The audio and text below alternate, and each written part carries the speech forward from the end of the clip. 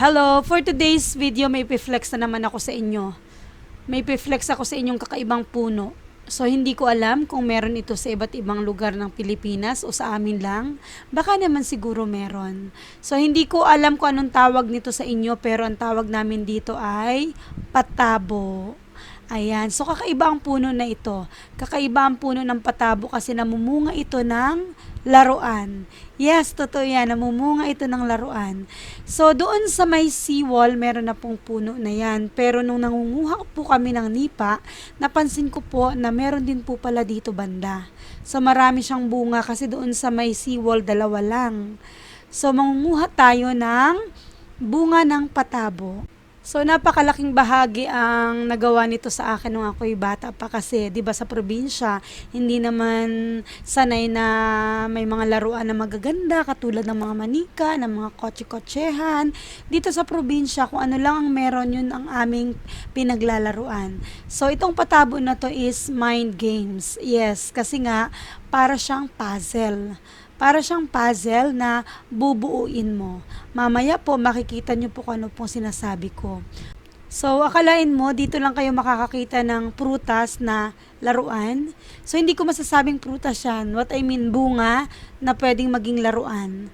So, nakakatuwa. Kaya nga, itong mga batang ito, so, pinakuha ko sila para ma-experience nila kung ano yung ginagawa ko nung bata pa ako. So, mamaya, magpapalaro ako sa kanila, magpapaunahan silang bumuo ng patabo.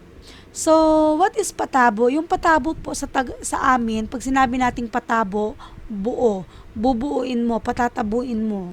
So, dahil nga puzzle ito, kaya tinawag namin itong patabo. Hindi ko alam kung anong tawag nito talaga sa Tagalog or kung anong tawag nito sa inyo.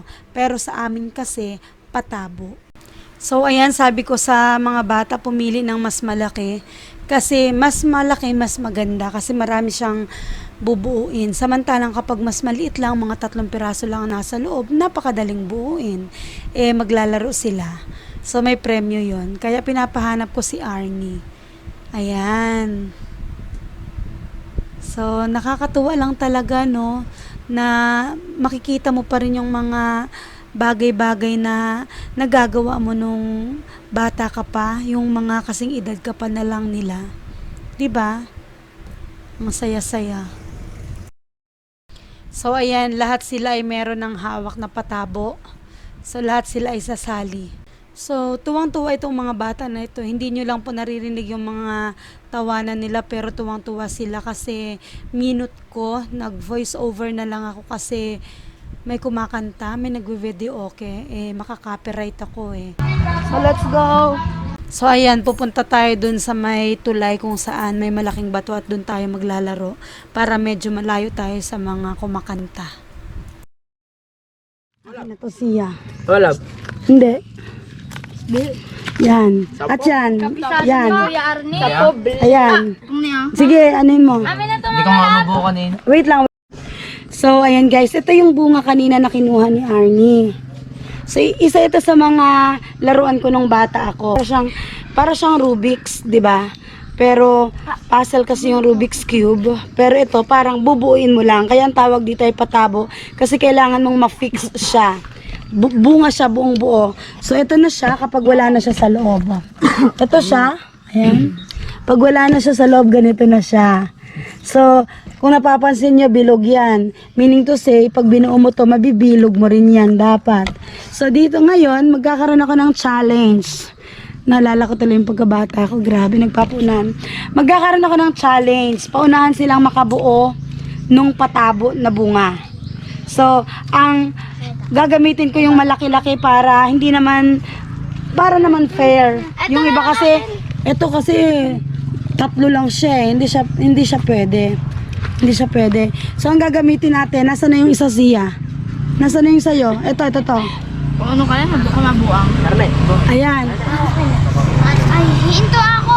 Pwede ba? Tanggalin mo na. Bawal magkahalo-halo yan ha, kasi hindi kayo makakabuo niyan pag halo-halo na yan.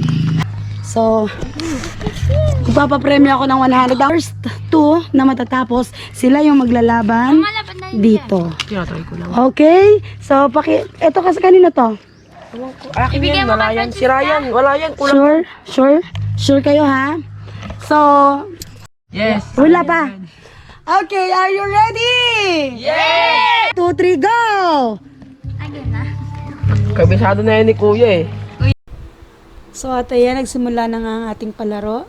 So tingnan natin kung sino ang mas matalas ang memorya or ang mabilis makapag-isip para mabuo ang puzzle na to. Hindi biro ang pagbubuo ng puzzle na to ha, lalo na kung ganyang ang ginagamit. Buti sana kung katulad lang yan nung nabibili sa National, pero ibang laruan yan eh. As in talagang galing sa punong kahoy oh. So malalaman natin kung sino ang mananalo. Hintayin natin. Roy. Alis na siya. Ching. Yan. Ay! Wala na naman ting ano.